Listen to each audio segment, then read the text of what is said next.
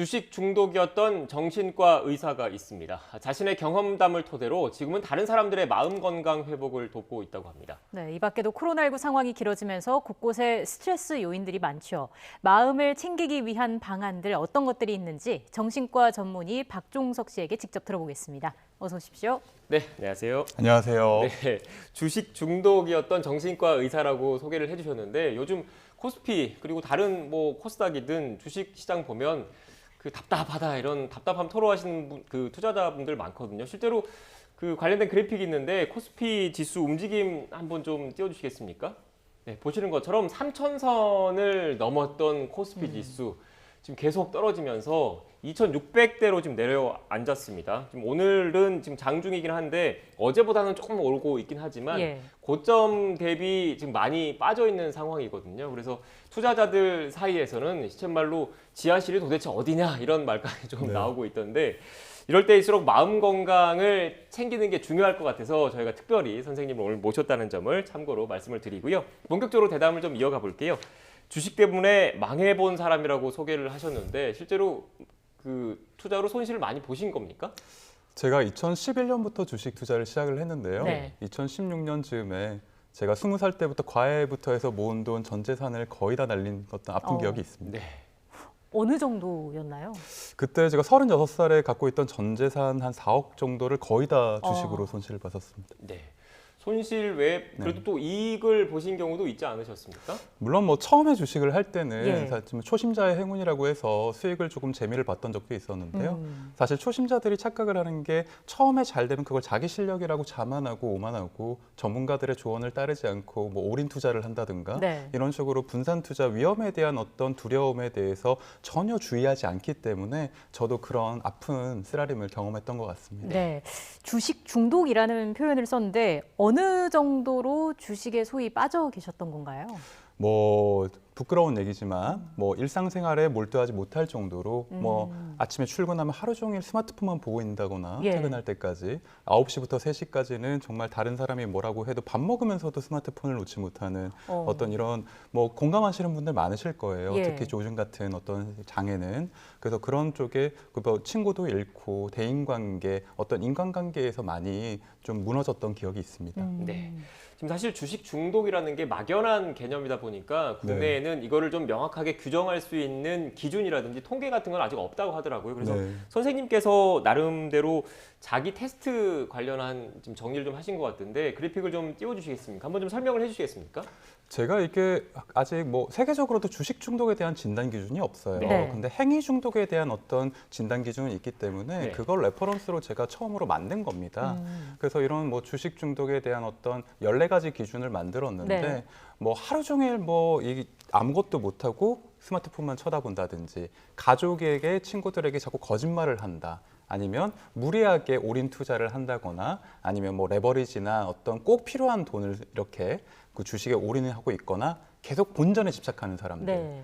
이 14가지 기준에 3개 이상만 해당돼도 고위험군에 해당된다고 봐야 돼요. 네, 선생님 본전 얘기를 하셔서 말씀이신데 그 투자자들 사이에서는 이렇게 주가가 계속 떨어지다 보면 그 기존에 샀던 주식보다 주식이 더 떨어지면 평단화 시킨다고 하잖아요. 더 사서 일단 평단 맞춘다 이런 얘기들도 많이 하던데 이런 것에 계속 집착하다 보면 결국은 더 큰 손실을 볼 수도 있으니까 차분하게 그 투자하려고 하는 회사의 실적 등을 좀 면밀히 봐야 된다 이런 말씀이신 건가요? 그렇죠. 사람들이 특히 저도 예전에 그랬지만 초보자들은 공부하지 않고 주식에 되게 달려들어요.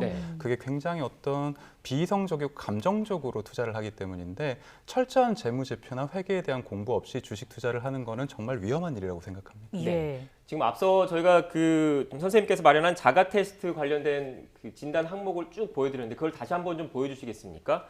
일단 지금 1번부터 14번까지 항목이 있는데 이 중에서 몇 개 이렇게 좀 나누셨더라고요. 이게 얼마나 심각한 상황인지를 좀 해주셨는데 지금 앞선 쭉 돌려주시고 다음 그래픽도 좀 보여주시면 이 중에 14개 항목 중에서 11개 이상이 심각한 주식 중독이다 이렇게 설명을 해주셨더라고요. 그 근거가 있습니까, 나름의?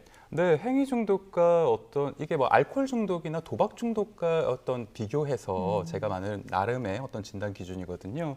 이 14가지 중에 그 11개 이상이면 아주 심각한 주식 중독이고 지금 당장 어떤 상담 치료나 전문가의 어떤 조언이 필요한 단계라고 저희는 보고 있습니다. 이렇게 8개 이상만 되더라도 중독에 해당이 되는 건데 그렇죠. 이렇게 중독이 되는 경우가 많습니까? 굉장히 많습니다. 왜냐하면은 이게 사람들이 굉장히 어떤 욕망을 컨트롤하기가 굉장히 어렵고 그리고 최근처럼 이렇게 계속 폭락하는 장에서는 우리 뇌가 이성적인 생각을 못하기 때문이죠. 네, 지금 정신과 전문의시니까 실제로 이런 주식 관련해서 고충을 호소하다가 상담을 받으러 오시는 분들도 계시나요? 굉장히 많습니다. 작년에도 많았지만 최근 들어서 좀 달라진 점은 뭐 하루에 오시는 분들이 3배 이상 늘었고 예전에는 주식을 30대에서 50대의 남성분들이 많이 하셨다면 요새는 뭐 남녀노소 가리지 않고 저희 병원에도 찾아오시는 분들이 20대 여성분들부터 70대 노인분들까지 주식을 하는 인구가 굉장히 늘었고 이렇게 중독 수준도 높아졌습니다. 주로 어떤 말씀을 많이 하시던가요? 대부분 굉장히 큰 손실을 보고 많이 오시고요. 네. 너무 우울하다, 주식을 이미 어떻게 보면 손쓸 도리가 없다, 뭐 죽고 싶다, 가족들과 불화가 심해졌다 이런 얘기 많이 하시죠. 네. 지금 또 주식 투자 유형도 구분을 좀 하신 것 같은데 준비된 그래픽이 있습니다. 그래픽을 좀 띄워주시겠습니까? 일단 지금 나누신 게 도파민형 투자자, 세로토닌형 투자자 이렇게 나누셨던데 좀 전문 용어다 보니까 쉽게 좀 설명을 좀 부탁드릴게요.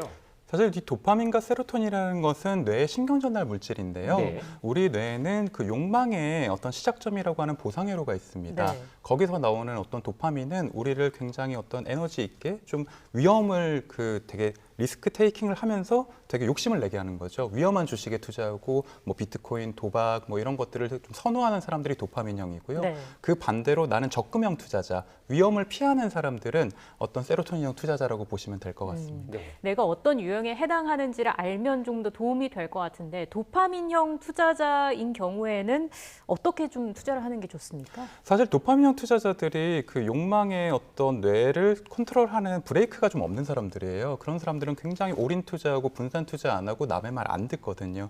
이런 분들일수록 자기의 어떤 브레이크, 편도체의 활성을 높이기 위해서 남의 말을 잘 듣고 공부하고 전문가들의 조언을 따르고 평소에 어떤 뇌의 이완과 자기 습관, 루틴을 만들어 두는 게 좋습니다. 네. 일단 병원에 상담을 받으러 오시면 주로 어떻게 그 조언을 좀 해주시나요? 사실 굉장히 이미 심각한 상태에 오시는 분들이 많아요. 네. 직장도 문제가 굉장히 심각해지고 뭐 약간 하루 종일 주식 보느라 가정 불화도 생기고 뭐 근태도 엉망이고 뭐 직장 잘려서 오시는 분들도 많은데 우선 이런 분들은 이미 우울증의 그 초기 단계에 접어들었다고 보시면 됩니다. 되게 우울증이라는 게 되게 불안 자극을 계속해서 주면은 더 악화되거든요. 네. 이럴 때는 주식으로부터 좀 멀리 떨어지고 뇌를 이완시킬 수 있는 실시간을 좀 주는 게 좋습니다. 네. 선생님 그런데 현실적으로는 또 쉽지 않은 측면도 있지 않습니까? 특히 뭐 지난해부터 이 코로나 이 상황에서 그렇죠. 유동성이 많이 풀리다 보니까 이른바 빚을 내서 투자하는 B2가 네. 많은 상황인데 내 돈으로 투자를 해서 주식이 떨어지면 뭐 장기간 버티면 되겠지만 일단 대출 받아서 빚을 내서 투자를 했는데 이렇게 떨어질 경우에는 당장 이자부터 내야 걱정을 되잖아요. 해야 그래서 되죠. 현실적으로 이게 말로는 좀 더 마음을 추스려야지 다스려야지 하지만 그게 쉽지 않은 측면도 좀 있을 것 같아요. 이럴 때는 어떻게 해야 됩니까? 이럴 때일수록 더 이성적이 돼야 됩니다. 사람들은 네. 도망치고 싶어지고 손절하고 싶어지고 아예 눈을 감고 싶어져요. 그런 마음은 근데 굉장히 감정적이고 충동적인 어떤 결론이거든요. 사실 초보자들이나 이미 어떤 많이 들어가서 물려 있는 사람들이 억지로 손절을 한다는 건 이성적인 행동 같지만 사실은 회피하는 것밖에 안 되거든요. 예. 그럼 나중에 더 큰 손실을 보게 되기 때문에 시장이 이걸 회복할 때까지 우리는 내가 대응하기에는 이미 타이밍이 늦었다는 걸 인정하고 기다리는 게 전 더 낫다고 생각을 합니다. 네. 아예 뭐 주식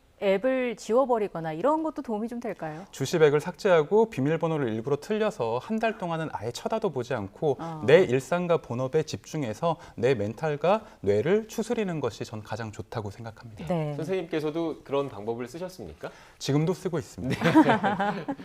이렇게 좀 조언을 해드리고 많은 분들의 마음을 이해할 수 있는 건 아무래도 선생님도 똑같은 경험을 좀 했기 네. 때문이 아닐까 싶은데 사실 뭐 중독 수준까지는 아니더라도 위험 경계에 있으신 분들도 계실 거잖아요. 그분들을 위해서 어떤 조언을 좀 해주시겠습니까? 사실 이 투자라는 게 나쁜 것은 아닙니다. 인간은 누구나 돈을 벌고 싶어 하니까요. 매일 똑같은 월급, 매일 예측할 수 있는 상황에 우리는 되게 지루하거든요. 새로운 것을 탐구하고 추구하는 건 인간의 본성입니다. 하지만 조금 더 이성적으로 조금 더 준비된 상태에서 투자를 해야 된다는 걸 생각을 하고요. 이미 일어난 일에 대해서 자책하기보다는 항상 오늘과 미래에 집중하시고 이미 갖고 있는 손실 때문에 나를 더 망치지 마시고 항상 지금 어떻게 이걸 회복할지 오늘 어떻게 좀 더 긍정적으로 이거에 대해서 대응을 하고 성숙한 투자자로 거듭날지 고민하시면 좋겠습니다. 네. 최근 주식 시장이 좋지 않기 때문에 또 고충을 호소하시는 분들이 많아서 네. 일단 그 부분을 집중적으로 선생님께 여쭤봤고 또 내일부터 본격적으로 설 연휴가 시작되잖아요. 그렇죠. 그런데 설 연휴가 또 마냥 또 즐겁지 않다 이렇게 말씀하시는 분들이 계시더라고요. 관련된 네. 그래픽이 있는데 그래픽을 좀 띄워주시겠습니까? 네, 한 결혼정보 회사에서 조사한 자료인데요. 이번 설이 마냥 즐겁지 않은 이유를 물어봤더니 이런 말들이 좀 거슬린다, 이런 말들이 좀 듣기 싫다 이런 취지인 것 같은데요. 네. 돈은 잘 버니, 결혼은 언제, 만나는 사람은 있냐, 용돈, 세뱃돈 뭐 이런 이야기들이 좀 있더라고요. 네. 어떻게 보셨습니까? 사실 이게 항상 우리가 큰 상처를 받는 이유가 네. 비교 때문이거든요. 뭐 열등감이나 포모 증후군도 있지만, 근데 우리가 가까운 가족이 하는 무심코 던진 말에 큰 상처를 받는 일이 많아요. 네. 그렇기 때문에 명절에는 이런 걸 더 주의하셔야 될 것 같고요. 제가 생각할 때는 가까운 가족이라고 해서 함부로 판단하거나 평가하려 들지 말고 어설픈 위로보다는 그냥 한번 안아주시는 게 더 힘이 될 거라고 생각합니다. 네. 가까울수록 또 더 상처를 잘 받을 수도 있으니까요. 그렇죠. 이번에 물론 이제 코로나19 때문에 대가족이 다 모이는 게 조금은 힘들 수도 있겠습니다만은 부모님 댁에 방문하시는 분들의 경우에는 좀 어떤 얘기를 주로 나누는 게 더 좋을까요? 뭐 지금 한창 이슈가 되고 있는 뭐 돈, 경제, 어떤 뭐 민감한 정치 얘기 이런 것들은 최대한 피하시는 게 네. 좋고요. 사실 국민들 굉장히 많이 힘드셨을 겁니다. 주변에 제 친구들도 굉장히 힘들고 저도 마찬가지고요. 이럴 때는 그냥 힘내세요라고 너 힘내라 될 수 있다 이런 얘기를 하지 마시고 그냥 많이 힘들었지.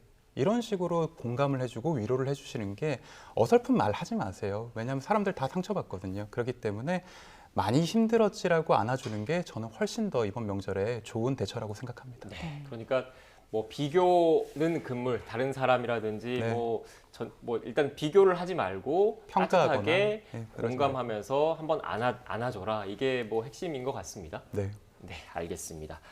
지금까지 정신과 전문의 박종석 씨와 함께 관련된 이야기 나눴습니다. 오늘 말씀 고맙습니다. 고맙습니다.